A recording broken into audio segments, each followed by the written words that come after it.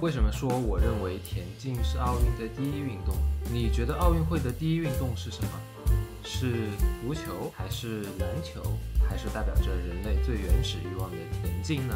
你是不是想说，10秒钟的运动凭什么和足球以及篮球来比较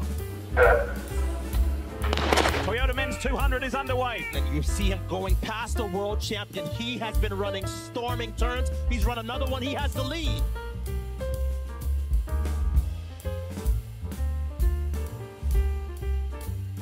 Have a look at this, Arian Knighton. Now Noah Lyles finds an extra gear. The world champion is coming back in the kick. He looks across and Lyles gets the national champion.Hello， 大家好，这里是周火星。确实，他们都非常精彩。今天这期节目呢，我们就来对这些事情做一个探讨，以及对即将开始的巴黎奥运会的田径项目做一个前瞻。如果您支持足球的话，不妨看一下我上一期的视频；如果您是篮球迷，你不妨关注下我的频道，后续会陆续更新关于奥运会的节目。OK， 我们直接开始。有人可能会说，足球和篮球有第一运动的争议，我们能够理解，毕竟一个有世界杯，一个有 NBA， 田径平时都没人看的，凭什么说自己是第一运动？但这恰恰说明了田径在奥运会上的重要性。我们今天讨论的就是奥运的第一运动。平时关注钻石联赛的肯定没有英超的这么多，但是到了奥运会的赛场上，收视率可以反映一切问题。田径就是报答这些赛事。田径在奥运会的历史可以追溯到古希腊时期，是奥运会最古老的项目之一。首届奥运会就包含了以下9个项目：田径、游泳、举重、射击、自行车、古典式摔跤、体操以及击剑和网球。可以看到，当时甚至根本就没有足球和篮球赛事。当时的一切运动的起源都和生产生活牢牢相关，所有运动都必须是有价值的。人们的娱乐活动相比现在也是非常匮乏的，所以能够代表这些原始力量的跑跳投类项目，逐渐就演化成了田径赛事。那在此基础上，后来发展起来的其他运动，均是这几个原始需求加上一些规则变体而产生的产物。我觉得从某种意义上来说，它们其实就更像是游戏，而不是运动本身。所以田径和奥运的起源其实是息息相关的。另外，从现在的角度看，奥运会体系对于田径项目是倾斜其重要资源的。主场馆就是田径场馆，就可以看出这重要性。第一方面，田径作为基础体育范畴和体操一样，是其他运动的根基。但是田径相比体操还有一更大的特性，就是理性。体操动作是要靠评委打分的，而足球和篮球的判罚也是需要裁判来左右的。02年韩日世界杯的时候出现的冤假判罚还少吗？但是田径项目比谁跑得快没有任何争议，比谁丢得远，尺子会告诉我们标准答案。比谁跳得高，那个杆子就是很好的基准，能跳得过就是跳得过，跳不过杆子就是会掉下来。奥运会比的就是公平公正，田径完美符合这一需求。如果奥运只有一个项目，那一定是田径。那第二方面，为什么规则理性，田径就是奥运会的第一运动呢？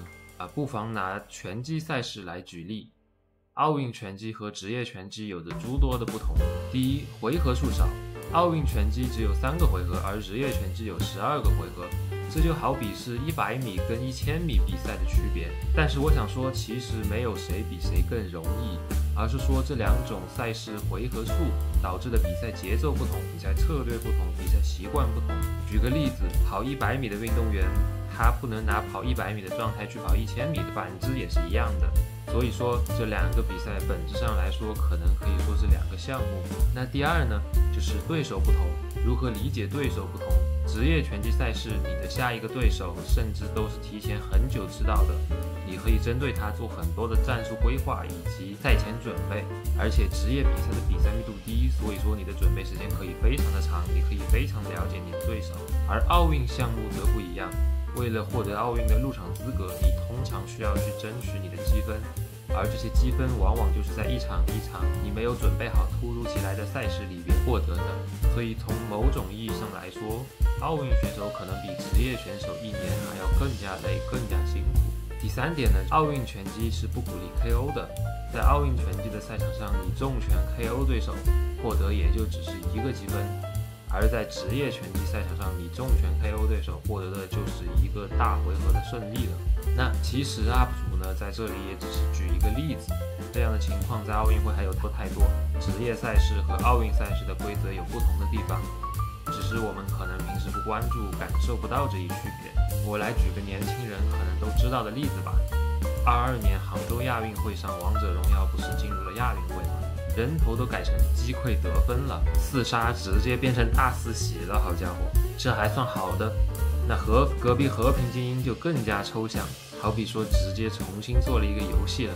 而田径在这一点上则不一样即使规则有那么些许的变化，但是不伤其筋骨，奥运会也就更加能够吸引到最顶尖的运动员。除开短跑这种商业价值还是比较高的田径运动，像标枪、3级跳远没有日常的联赛，对于选手来说，主要收入还是要靠国家的补贴，是没有持续稳定自己的经济收入来源的。所以代言和商业活动就成为了田径运动员主要的营收方式。这和拥有着完备商业逻辑的足球、篮球、拳击等运动不同，很多田径运动员的终极目标可能就是成为奥运冠军，要不就要和张国伟一样去抖音玩抽象。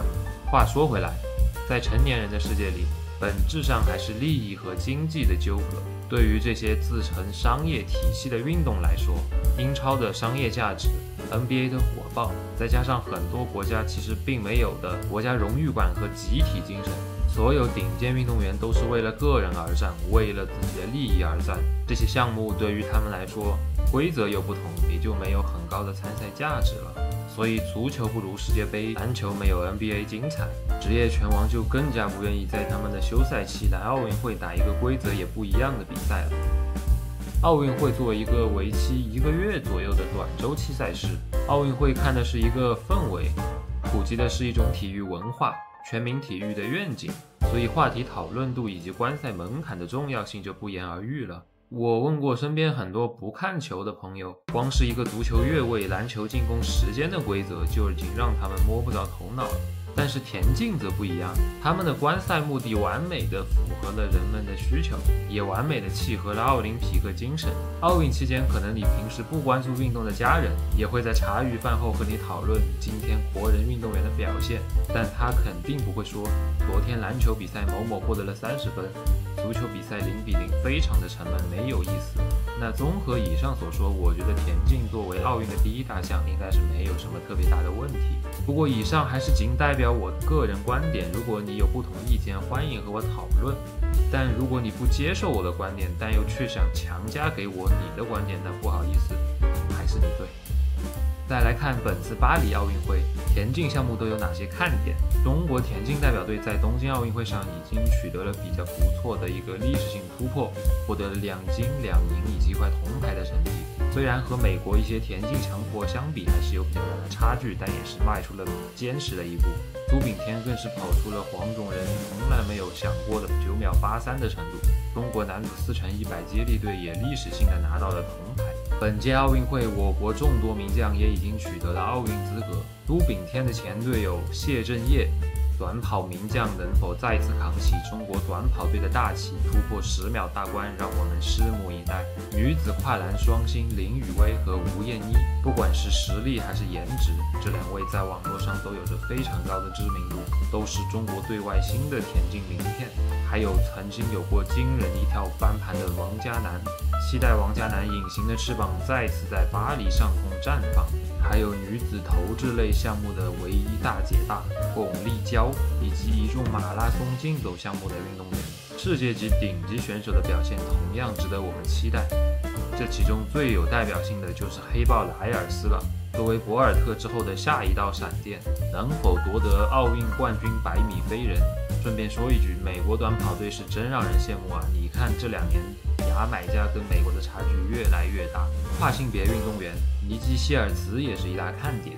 这位选手其实她是生理女性，但是她认同是男性，也就是说她是女生，但是她觉得自己是男生，所以如果不出意外，她就会被分到奥运会的男子组。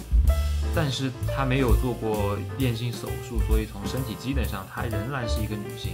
她的运动表现跟男子组相比，肯定还是会吃亏的，所以她深知这一点。为了顺利参加女子组的比赛，她向奥运会极力证明自己的激素水平以及肌肉水平等等。不过好在是证明下来了。最终她将参加奥运会的女子组比赛，给我绕晕了。明明本来就是女生，这操作也是没谁了。巨星时代之后的竞争，下一代的超新星能否就此崛起？在博尔特、基普乔格以及法拉赫的一众田径名将逐渐淡出人们的视野，甚至是退役之后，似乎速度的角逐已经不再是奥运会讨论的最热门话题了。本次比赛能否涌现一些超级新星，让我们拭目以待。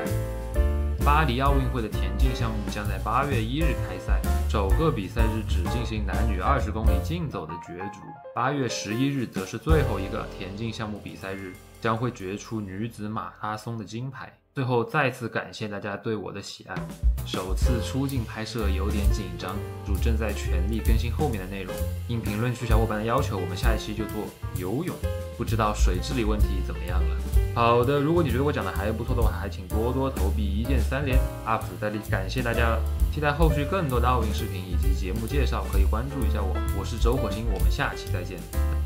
大家不要忘了，田径比赛能把这么多项目放在一个主场馆里面，只要买1张门票就可以看到这么多比赛，不香吗？性价比也是非常重要的一个考核指标啊。